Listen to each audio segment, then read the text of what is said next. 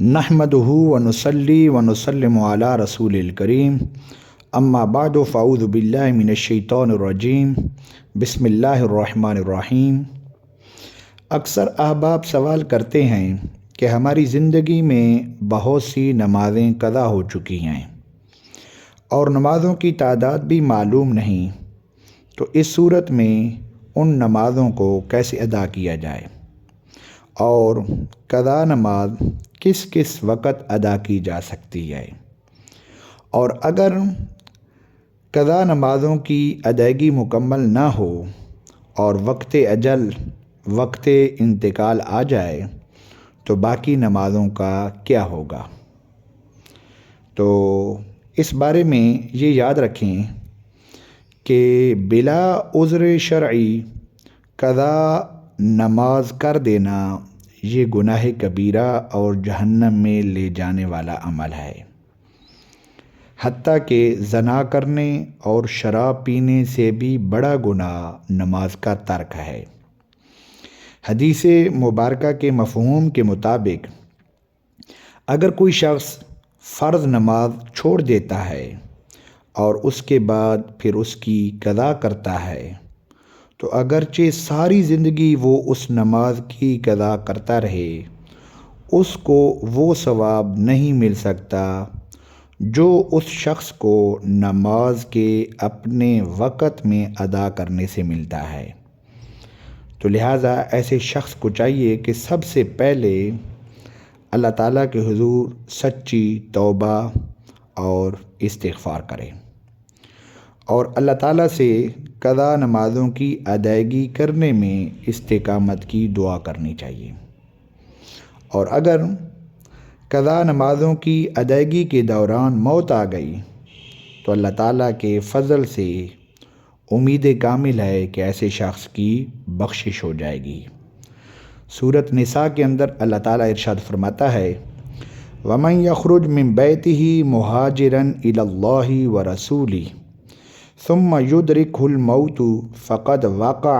اجره على الله وكان الله غفورا رحيما۔ اور جو بھی شخص اپنے گھر سے اللہ تعالیٰ اور اس کے رسول صلی اللہ تعالیٰ علیہ وسلم کی طرف ہجرت کرتے ہوئے نکلے اور پھر اسے موت آ جائے تو اس شخص کا اجر اللہ تعالیٰ کے ذمے ثابت ہو گیا، اور اللہ تعالیٰ بہت زیادہ بخشنے والا مہربان ہے۔ اب رہی بات قضا نمازوں کی ادائیگی کا طریقہ، تو سب سے پہلے یہ یاد رکھیں کہ شرعی طور پر نماز کی فرضیت بلوغت سے ہے، اسی لیے قضا نمازوں کا حساب بلوغت سے لگایا جائے گا۔ اس سے پہلے قضا شرعاً لازم نہیں، اور بلوغت کا جو تعلق ہے وہ علامات بلوغت ظاہر ہونے سے ہے۔ اگر 15 سال کی عمر سے پہلے ہی بلوغت کی علامات میں سے کوئی علامت ظاہر ہو جائے، مثلاً لڑکے کو احتلام ہو جائے اور لڑکی کو حیض کا خون آ جائے تو اسی وقت سے نماز فرض ہو جاتی ہے۔ لیکن اگر کوئی علامت ظاہر نہ ہو تو لڑکا اور لڑکی دونوں اسلامی اور قمری سال کے مطابق 15 سال کی عمر پوری ہونے پر بالغ سمجھے جائیں گے، اور جس دن 16واں سال قمری سال شروع ہوگا اسی دن سے ان پر نماز روزہ وغیرہ فرض ہو گیا۔ قضا نمازوں کو ادا کرنے کا طریقہ یہ ہے کہ بالغ ہونے کے بعد سے لے کر اب تک جتنی بھی نمازیں قضا ہو گئیں ان کا حساب کیا جائے۔ اگر قضا نمازوں کی تعداد معلوم ہو، متعین ہو، تو ترتیب سے ان نمازوں کو ادا کرنا چاہیے، اور اگر متعین طور پر قضا نمازوں کی تعداد معلوم نہ ہو تو اس صورت میں غالب گمان یعنی محتاط اندازہ لگائیں، اور جتنے سالوں یا مہینوں کی نمازیں قضا ہوئی ہیں تو احتیاطاً اس تعداد میں کچھ اضافہ کر کے اپنے پاس نوٹ کر لیں، اپنے پاس لکھ لیں، اس کے بعد فوت شدہ نمازیں ادا کرنا شروع کر دیں۔ جو فرض نماز قضا ہوئی اس کو ادا کرتے وقت اتنی ہی رکعتیں ادا کرنی ہوں گی جتنی فرض یا واجب رکعتیں اس نماز میں ہیں۔ مثلاً فجر کی نماز میں 2 رکعت فرض ہیں، ظہر، عصر اور عشاء کے 4 فرض ہیں، مغرب کے 3 فرض ہیں اور عشاء کی نماز کے بعد 3 وتر ہوتے ہیں، تو صرف اور صرف یہی قضا کرنے پڑیں گے۔ یعنی قضا صرف اور صرف فرضوں اور وتر کی ہوتی ہے، سنت اور نفل کی نہیں۔ قضا نمازوں کی ادائیگی میں فوت شدہ نماز کی تعیین بھی ضروری ہے کہ کون سے دن کی کون سی نماز ادا کر رہا ہوں۔ اگر نمازیں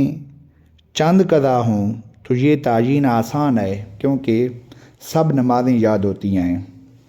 اور اگر قضا نمازیں بہت زیادہ ہیں اور ہر نماز کی تعیین کرنا مشکل ہے تو اس کے بارے میں فقہائے کرام نے آسان طریقہ یہ بتایا ہے کہ جب بھی کوئی قضا نماز ادا کی جائے تو نیت میں ان لفظوں کا اضافہ کیا جائے۔ مثلاً کہا جائے پہلی نماز یا آخری نماز، وہ کہے نیت کرتا ہوں میں پہلی نماز فجر کی، یا کہے کہ نیت کرتا ہوں میں آخری نماز فجر کی۔ یہ پہلی نماز یا آخری نماز کا یہ جو لفظ ہے، اس کے کہنے سے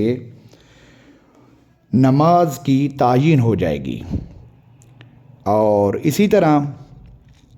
ایک دن کی قضا 5 نمازیں یا کئی دنوں کی قضا نمازیں ایک وقت میں پڑھ لینا بھی درست ہے، اور ہر نماز کو اس کے اپنے وقت میں پڑھ لینا بھی درست ہے۔ مثلاً